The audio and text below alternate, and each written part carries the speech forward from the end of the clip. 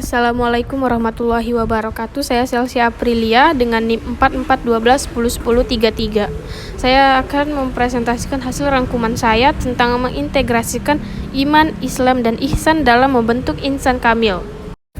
Ibnu Arabi abad ke-13 Masehi adalah orang pertama yang mengemukakan istilah insan kamil. Kemudian Syekh Fadlullah menyebut insan kamil sebagai proses tanazul turun terakhir Tuhan. Maksudnya, sebagaimana pandangan Ibnu Arabi, untuk dapat kembali kepada Tuhan, maka seseorang haruslah mencapai martabat insan kamil. Apa persyaratan seseorang untuk mencapai derajat insan kamil jika keislaman, keimanan, atau keihsanan merupakan syarat-syarat utama? Lalu kualitas Islam, iman, dan ihsan yang sebagaimanakah yang dapat mengantarkan seseorang mencapai martabat insan kamil? Ihsan dan insan kamil mungkin merupakan dua istilah yang asing, kurang diketahui oleh kebanyakan kaum muslimin.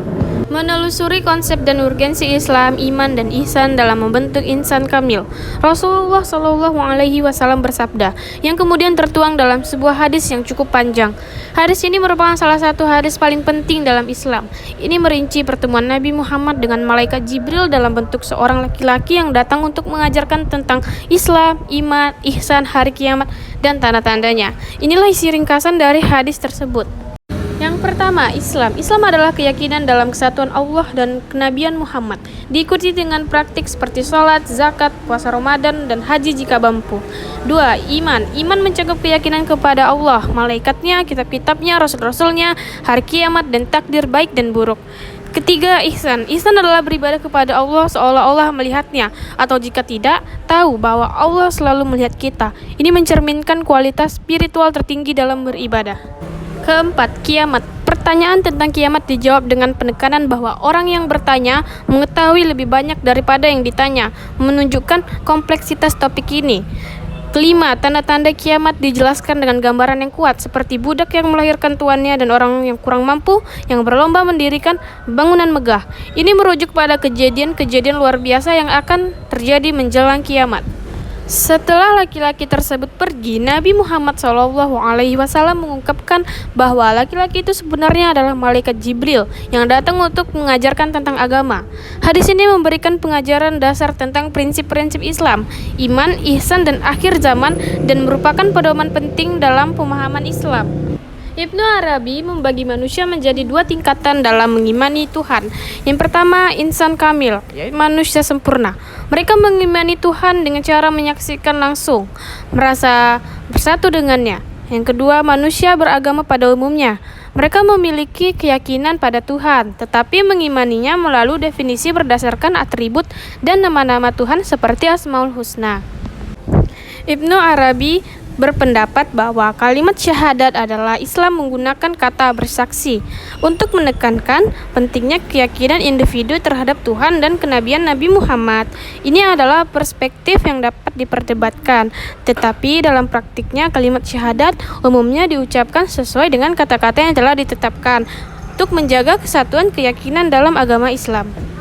Menanyakan alasan mengapa iman, Islam, dan ihsan menjadi persyaratan dalam bentuk insan kamil. Iman dalam Islam bukan sekedar percaya, tetapi mencakup keyakinan yang mendalam pada prinsip-prinsip agama. Ateis yang menolak keberadaan Tuhan tidak dianggap beriman. Beriman kepada Nabi Muhammad SAW sebagai Rasulullah adalah bagian penting dari iman dalam Islam. Ini adalah perbedaan antara orang Islam dan non-Islam dalam konteks keimanan. Pertanyaan tentang siapa yang lebih baik di hadapan Allah antara individu dengan moral baik dari agama yang berbeda dan individu dengan perilaku buruk yang beragama Islam adalah pertanyaan kompleks. Dalam Islam, keimanan dan amal baik keduanya penting. Ihsan adalah tingkat kesempurnaan dalam beribadah, dan insan kamil adalah konsep pendalam dalam tasawuf yang menggambarkan individu yang mencapai kesempurnaan spiritual. Konsep ini mungkin tidak dikenal oleh semua orang muslim. Dalam Islam ada perbedaan antara Muslim orang yang mengikuti ajaran Islam, dan mukmin, orang yang memiliki keimanan yang mendalam. Seorang mukmin adalah seorang Muslim, tetapi memiliki iman yang lebih kuat dalam hati dan menjalankan agama dengan ikhlas. Ini mencerminkan perbedaan antara tindakan lahiriah dan keimanan dalam hati. menggali sumber teologis, historis, dan filosofis tentang iman, Islam, dan ihsan sebagai pilar agama Islam dalam membentuk insan kamil. 3 unsur ini mencangkup pemahaman tentang keyakinan, tindakan, dan etika dalam agama Islam. Di Indonesia, konsep-konsep ini sering disebut sebagai akidah, syariat, dan akhlak untuk memahami inti ajaran Islam. Abdul Karim Al-Jili membagi insan kamil atas 3 tingkatan. Yang pertama, tingkat permulaan. Pada tingkat ini, insan kamil mulai dapat merealisasikan asma dan sifat-sifat ilahi pada dirinya. Yang kedua, tingkat menengah. Pada tingkat ini, insan kamil sebagai orbit kehalusan sifat kemanusiaan yang berkait dengan realitas kasih Tuhan. Pengetahuan yang dimiliki oleh insan kamil pada tingkat ini telah meningkat dari pengetahuan biasa, karena sebagian dari hal-hal yang gaib telah dibukakan Tuhan kepadanya. Yang terakhir, tingkat terakhir. Pada tingkat ini, insan kamil telah dapat merealisasikan citra Tuhan secara utuh. Ia pun telah dapat mengetahui rincian dari rahasia penciptaan takdir. Istilah insan kamil manusia sempurna pertama kali diperkenalkan oleh Syekh bin Arabi abad ke-14. Ia menyebutkan ada 2 jenis manusia, yakni insan kamil dan monster setengah manusia. Konsep manusia dalam Al-Quran berbicara tentang konsep manusia begitu kompleks dan rumit. Sekompleks dan serumit dimensi-dimensi dan misteri-misteri yang ada pada manusia itu sendiri. Kalau seorang filsuf, ilmuwan, bahkan sufi sekalipun melontarkan konsepnya tentang manusia, pada saat hampir bersamaan muncul kritik tajam dari para filsuf, ilmuwan, dan sufi lainnya. Ringkasnya, secara umum, pembicaraan tentang konsep manusia selalu berkisar dalam 2 dimensi, yakni dimensi jasmani dan rohani, atau dimensi lahir dan batin. Tentang konsep dimensi jasmani atau dimensi lahir, atau dengan sebutan-sebutan lainnya tentang tubuh, badan, mungkin tidak terdapat perbedaan karena dimensi ini paling tampak di depan mata dan mudah diobservasi. Unsur-unsur manusia pembentuk insan kamil. Al-Ghazali menyebutkan adanya unsur luar tubuh dan unsur dalam batin. Unsur tubuh menyangkut anggota tubuh dan panca indera, sedangkan unsur batin berupa hati, akal, nafsu, dan hasrat. Al-Ghazali menyebutkan juga roh sebagai unsur batin, tetapi dipandang sinonim dengan hati. Manusia yang tersebut diungkap oleh Al-Ghazali. Al-Ghazali menekankan pentingnya hati kalbu, yang diibaratkan sebagai raja. Setelah itu akal, yang diibaratkan sebagai Perdana Menteri, sedangkan unsur-unsur lainnya hanya sebagai pelayan dan pengikut. Membangun argumen tentang karakteristik insan kamil dan metode pencapaiannya. Insan kamil bukanlah manusia pada umumnya. Ibnu Arabi menyebutkan adanya 2 jenis manusia, yaitu insan kamil dan monster bertubuh manusia. Maksudnya, jika kita menjadi insan kamil, maka manusia akan menjadi monster bertubuh manusia.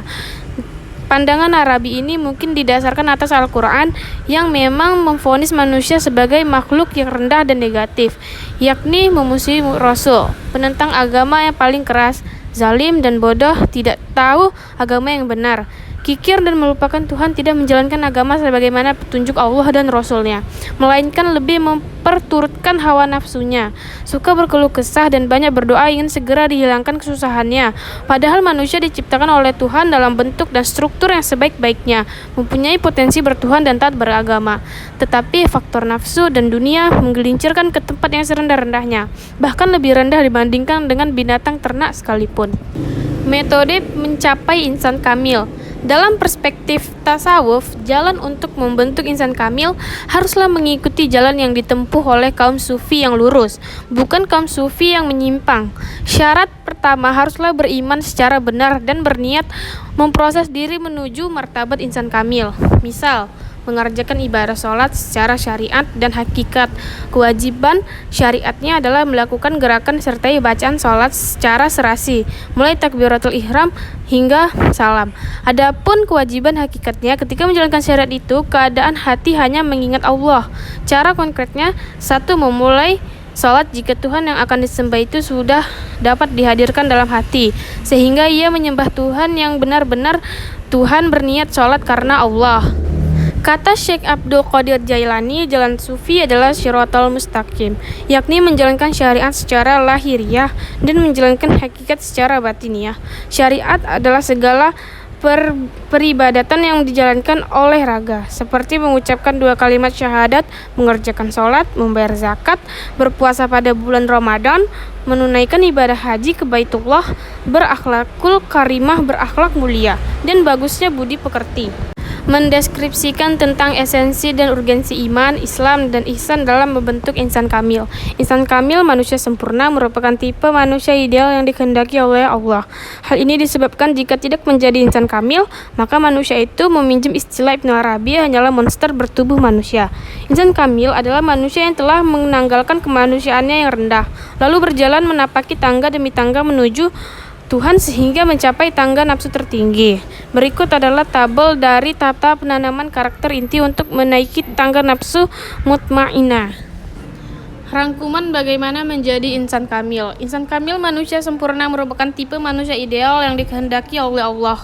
Sebabnya jika tidak menjadi insan kamil, maka manusia itu, meminjam istilah Ibnu Arabi, hanyalah monster bertubuh manusia. Insan kamil adalah manusia yang telah menanggalkan kemanusiaannya yang rendah, lalu berjalan menapaki tangga demi tangga menuju Tuhan sehingga mencapai tangga nafsu tertinggi. Nafsu kamilah insan kamil. Tangga-tangga yang dimaksud adalah 7 tangga sekaligus 7 macam nafsu manusia, yakni amrah, laumah, mulmimah, mutmainah, ridiyah, mardinah, dan kamilah. Start awal untuk menjadi insan kamil, nafsu kita harus diusahakan mencapai tangga nafsu keempat, nafsu mutmainah. Setelah mencapai tingkatan nafsu ini, nanti Tuhan sendiri yang akan menaikkan diri kita ke tangga nafsu yang lebih tinggi, sehingga nafsu kimilah insan kamil dihubungkan dengan iman, Islam, dan ihsan. Maka untuk mencapai martabat insan kamil, keimanan kita dengan mengimani rukun iman harus benar dan kokoh. Peribadatan dengan kita menjalankan rukun Islam harus dijalankan dengan benar, ikhlas, dan bersungguh-sungguh. Dan semua ibadah dan amal sosial yang kita lakukan harus mencapai tingkat ihsan. Untuk mengokohkan keimanan kita, maka keimanan kita tidak sekedar percaya, tetapi harus mencapai tingkat yakin. Untuk menapaki jalan insan kamil, terlebih dahulu kita perlu mengingat kembali tentang 4 unsur manusia, yakni jasad, raga, hati, roh, dan sir atau rasa. Sekian yang dapat saya sampaikan. Bila ada kata yang kurang tepat atau yang kurang berkenan di hati, saya mohon maaf yang sebesar-besarnya. Kebaikan datang dari Allah dan kesalahan datang dari saya selaku manusia biasa yang tidak luput dari lupa, salah, dan dosa. Demikian kiranya, dan akhir kata saya haturkan terima kasih. Wassalamualaikum warahmatullahi wabarakatuh.